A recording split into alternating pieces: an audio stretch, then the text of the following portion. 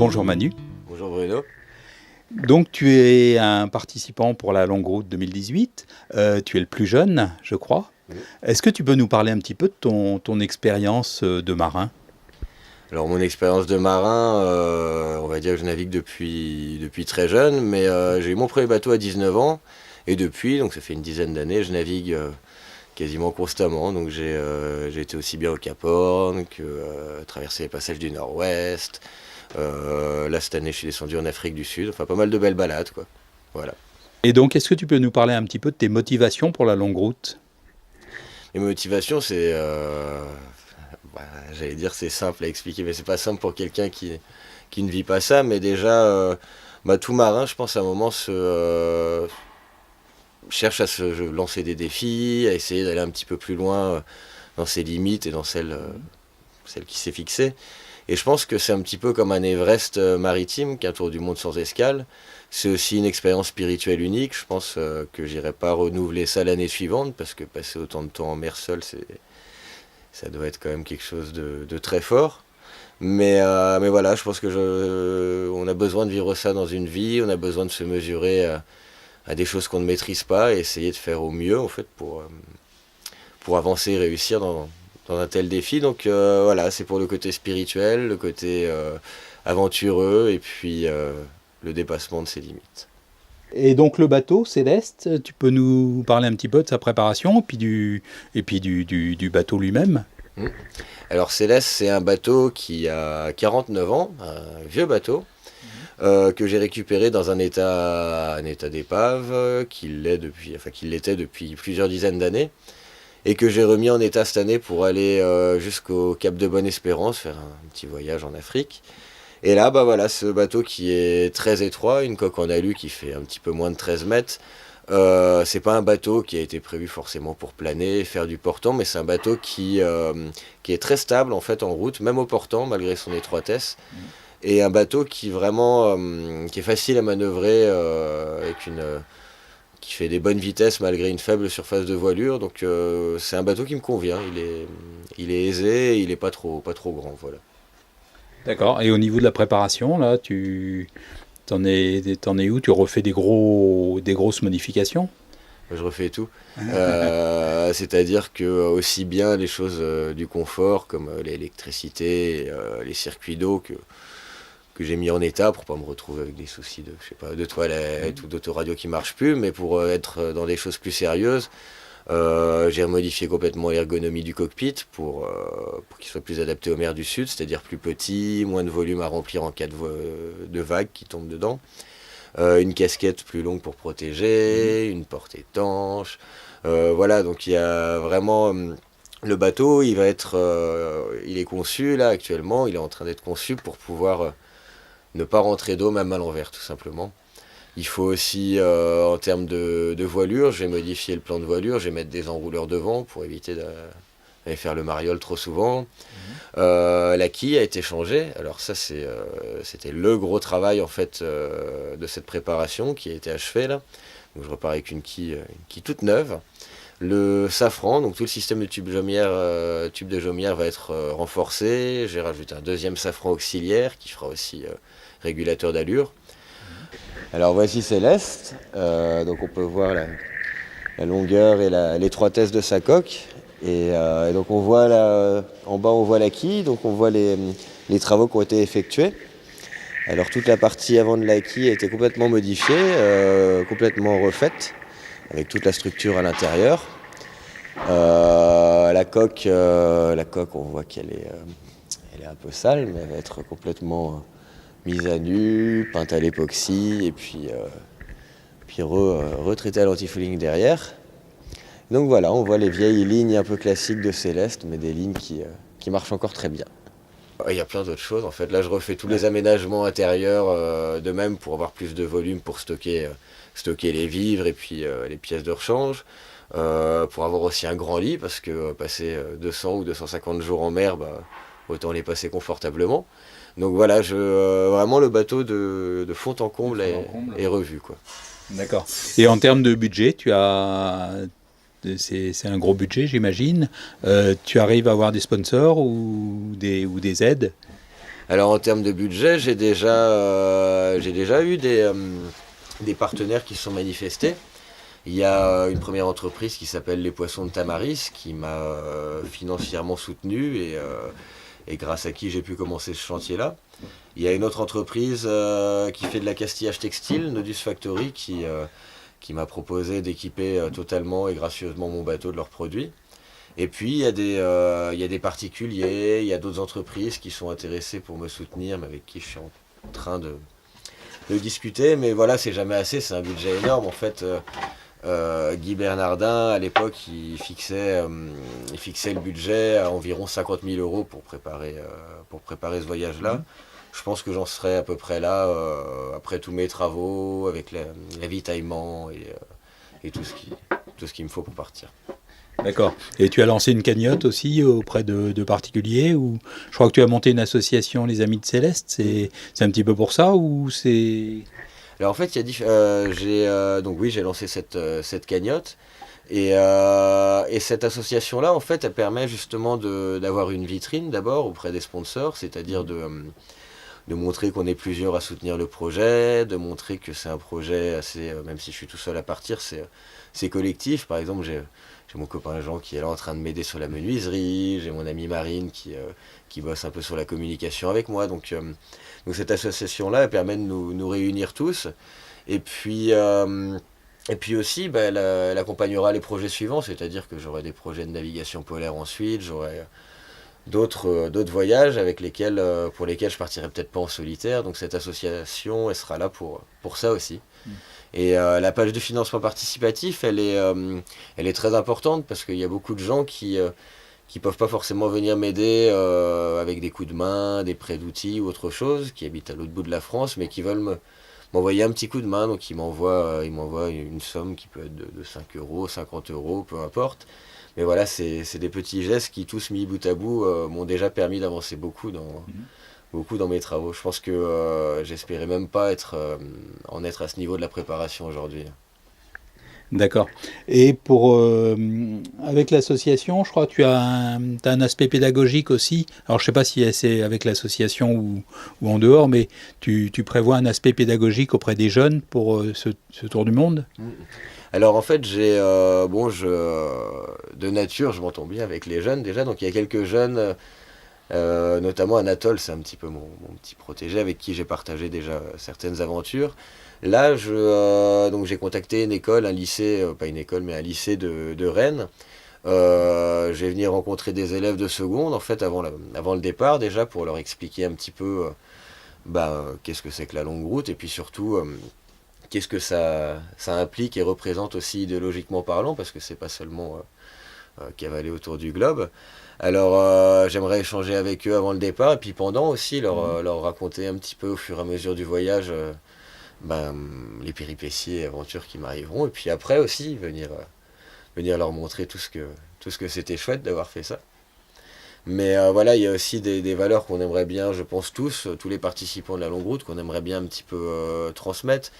C'est que déjà, on va faire le tour du monde à la voile, c'est plutôt harmonieux de notre environnement. On aura des pilotes automatiques qui fonctionneront au vent, du soleil pour faire fonctionner nos batteries, et pour écouter de la musique, ce sera le soleil qui nous fournira l'énergie. Donc c'est plutôt harmonieux comme manière de voyager, et puis comme c'est même plus qu'un voyage, c'est presque un chapitre de vie, autant de temps sur l'eau. Donc voilà, montrer qu'on peut vivre en autonomie, et puis sans tous ces besoins, en fait, qui sont des besoins. C'est Moitessier qui le disait d'ailleurs, il disait que, je sais plus mot pour mot exactement ce qu'il disait, mais il disait que la clé du bonheur, en tout cas, se trouvait dans la réduction et puis la suppression des besoins. Et en fait, tel qu'on on part avec que des besoins nécessaires, c'est-à-dire le besoin de manger, le besoin de se divertir malgré tout. Ça veut dire qu'on emmènera aussi des choses amusantes, des bouquins, je parlais de la musique. Mais voilà, on n'aura pas d'autres... tout à fait. Voilà. Et c'est ces valeurs, ce retour un peu à l'origine que j'ai envie de partager avec la nouvelle génération qui sera le monde de demain, quoi. Au niveau pratique, au niveau avitaillement, qu'est-ce que tu prévois? Est-ce que tu as des options un petit peu entre le sous-vide, le lyophilisé ou voilà, est-ce que tu as un peu réfléchi à... Bon, il y a encore le temps, mais... Ça c'est un petit peu la question qui bloque, je pense, sur beaucoup d'entre nous, c'est que l'avitaillement, déjà, il y a déjà la place que ça va prendre, c'est quelque chose qu'il faut réfléchir, mais aussi le type d'aliment. Il y a déjà une question de budget, parce que si on part avec du lyophilisé pour, on va dire, 8 mois de mer, on rajoute quand même une énorme somme par rapport à des conserves ou des choses plus simples. Alors moi j'aime bien manger quand même, je trouve que justement c'est un plaisir important. Donc je vais essayer d'emmener un maximum de bonnes petites choses que j'arriverai à répartir tout au long du voyage. Par exemple tous les dimanches, je sais pas, moi je me mangerai un bon petit gâteau avec des ingrédients, un gâteau que je me prépare. Et bref, je vais essayer de manger bien de temps en temps, mais je pense que ce sera surtout basé sur des conserves, au niveau du frais, bien sûr, il y a les patates, les oignons, les oranges, tout ça, ça peut se garder longtemps, une fois que c'est gardé à l'ombre et au sec. Mais voilà, il y aura beaucoup de conserves, je pense. D'accord. Et au niveau alimentation en eau, tu as un désalinisateur ou tu emmènes beaucoup d'eau Et la deuxième solution, disons que le désalinisateur, j'aimerais bien en avoir un, mais c'est un produit qui coûte cher. Alors ma solution, ce sera, j'ai installé un réservoir d'eau de 300 litres. J'emmènerai, je pense, encore 2 à 300 litres en bidon, pour un petit peu diviser. Je veux dire, si j'ai un trou dans mon réservoir, au moins j'aurai des petits bidons séparés. Et j'emmènerai aussi un système très rudimentaire pour récupérer l'eau de pluie, qui me permettra. Alors j'ai noté que par exemple dans le poteau noir, sur une bonne pluie, j'arrive à faire une 40aine de litres sans problème. Donc 40 litres, je fais 3 à 4 litres d'eau par jour, le calcul est vite fait, que ça me fait plus de 10 jours d'autonomie rajoutée. Donc je pense que ce sera amplement suffisant. C'est juste que pour le départ, emmener 5 ou 600 litres d'eau, c'est 5 ou 600 kilos en plus, et ceux qui ont un désalinisateur, ils perdront pas, ils iront plus vite au départ, quoi. Bien sûr, mais c'est vrai que ça coûte cher et au niveau fiabilité, c'est pas toujours idéal. J'ai pas eu de retour à ce niveau-là, en fait, c'est un peu compliqué. Ouais, il y a des filtres, je crois, on m'a dit plein de filtres, petits filtres à nettoyer, c'est vrai que c'est compliqué, mais c'est surtout le prix d'achat en fait qui bloque. Après, l'idée quand même de réussir, alors un désalinisateur qui marcherait au solaire, donc quand même une énergie qui est gratuite et complètement naturelle, et qui produit lui-même de l'eau potable. Il faut rajouter des petits minéraux, je crois, mais qui produit de l'eau en tout cas qui est consommable, avec de l'eau de mer. Je pense qu'il n'y a pas plus harmonieux que ça, donc oui, je rêverais d'en avoir un. Mais pour l'instant, disons que ça coûte plus cher qu'une grande voile et j'ai plus besoin d'une grande voile. D'accord. Voilà. Ok. Et au niveau de la gestion des déchets, tu prévois... Parce que de toute façon, comme tu disais, vous partez tous dans un esprit très, très, très propre au niveau de la nature. Tu prévois des choses Moi, je suis plutôt classique dans mes manières de faire, c'est-à-dire que je vais naviguer de la manière dont j'ai navigué sur les grandes traversées qui n'étaient pas aussi grandes que ça que j'ai fait avant. C'est-à-dire qu'en fait, déjà, il y a le principe, c'est que si j'ai réussi à rentrer mes boîtes de conserve quand elles étaient pleines, une fois écrasées, elles prendront pas plus de place que pleines. Donc, je pense pas qu'au niveau de l'espace de stockage, ça me posera problème. C'est surtout l'odeur, déjà. Oui. Donc, bien les rincer, tout ce qui est organique, le jeter à l'eau, bien sûr. Et voilà, vraiment bien rincer ces ordures pour éviter qu'il y ait des bactéries, des odeurs, que ça contamine des trucs dans le bateau. Après, tout ce qui est emballage, déjà, alors vous achetez souvent des paquets de gâteaux, là, il y a 3 petits emballages dans un seul et tout. Déjà, on n'emmène pas ça, il faut laisser ça au port. Et tout ce qui est carton, je pense que j'essaierai de peut-être faire un petit bidon, essayer de brûler ça sur l'arrière du bateau, sous le vent.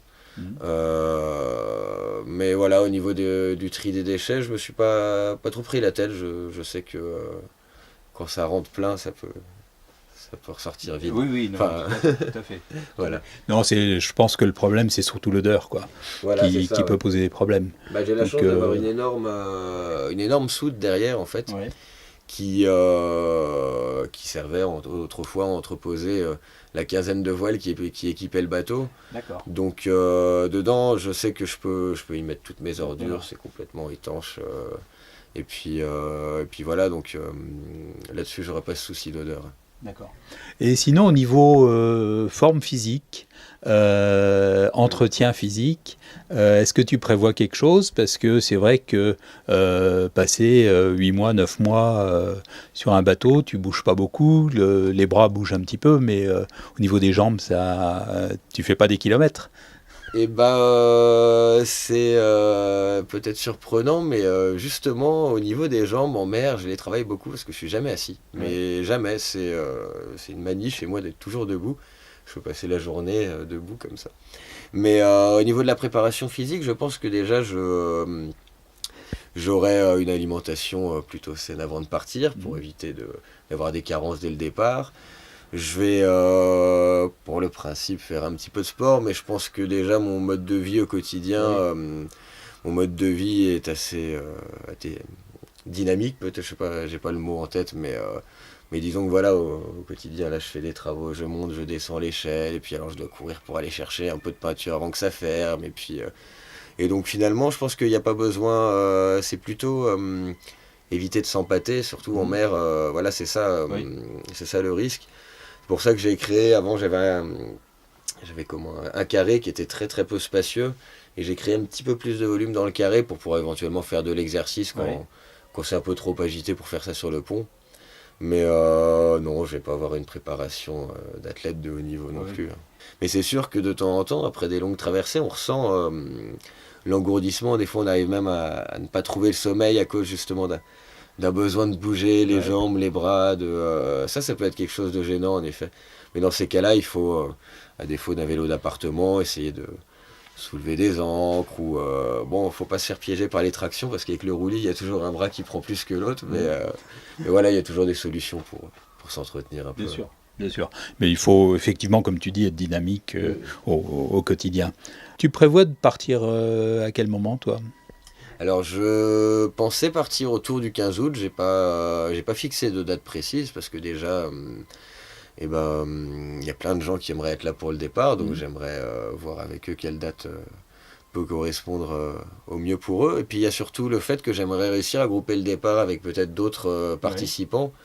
Pour la beauté du moment, déjà, je trouve que c'est chouette de partir à plusieurs.